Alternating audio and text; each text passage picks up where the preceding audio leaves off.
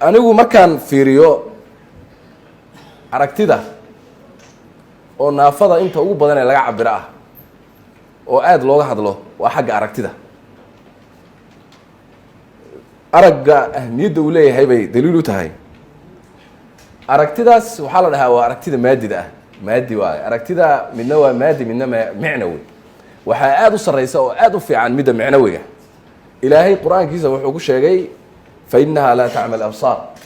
walaakin tacmal quluubu alatii fi suduur sideedaba midda ilaahay uu u yaqaano indhala-aan waa midda qalbi la-aanta weye ee qalbigu qofku ka indhabeele muxuu ka indhabeelaa waa markuu xaqa arki waayo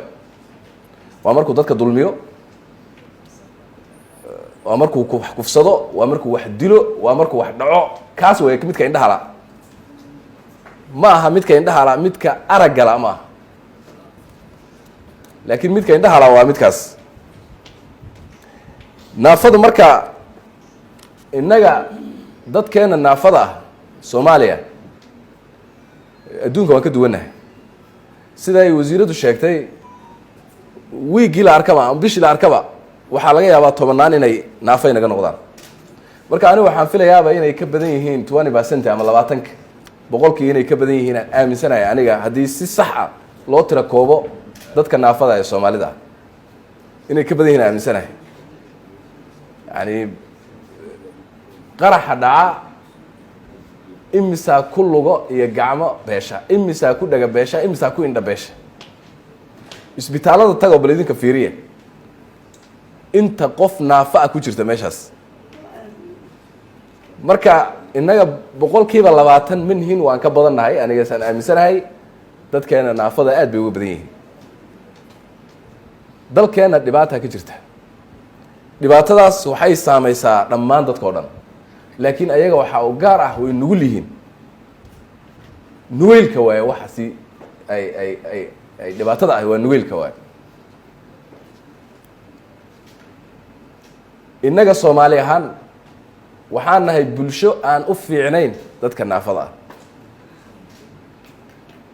horay uguma fiicnayn haddana uguma fiicnayn waxaa runtii aad iyo aad wax looga xumaado ah يعني إن سيدا أي شيئين عن أفحمة كدينا حتى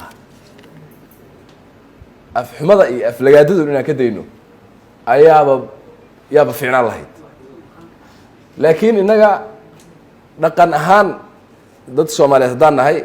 ضد كنا فضا ضد أدو درمانا حي كسو بلعبتها قويسك فاميلك آباها يهويدا كبلعبتها مركب فاميلك آباها يهويدا أي كبلعبتها كما بلعبتها مدحدا كما بلعبتها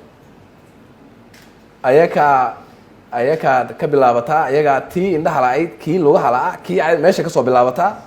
ilmaha way kala sarreysiyaan kaas ay ka sarreysinayaan dan bulshadii halkaas uga imaanaya say sheegayeen gabadhii dariska hay'adda meeshan miskiinta hay'adda indhaha la'ayd wixii saas ku soo soconaya kadibna waxba lama barayo halkaas ka sii baxaya iskuulaha soo dhiganay jaamacadahan dhiganaynay qof indhala ama maxaan ku dhahaa waan dhigayay qof indhalana waxba ma barin lamana baranin qof laakiin de cheese iyo ama waxoogaa naafaka lugta iyo lugaha kuwaasi waxa weeye way socon karaan laakiin waxa ugu daran runtii markay waxbarashada timaado waxa weeye waa dadka dhagaha la oo maqalka la iyo dadka aragga la kuwaas way kuwa ugu daran marka haddaynu dawlad soo ahayn dee guryahan aynu leenahay hadda lama dhisina berigaasaa la dhisay meel laga koro ma aragteen dawladdu waxay ka timaadaa bulshada iyo dareenkeeda marka guryaheennii iyo wasaaradaheennii iyo isbitaaladeenii looma samayn hab loogu talagalay dad naafo ah inay meeshaan ay wax ku leeyihiin looguma talagelin waxaan u baahannahay marka from the scratch hadda inaan ka bilowno oo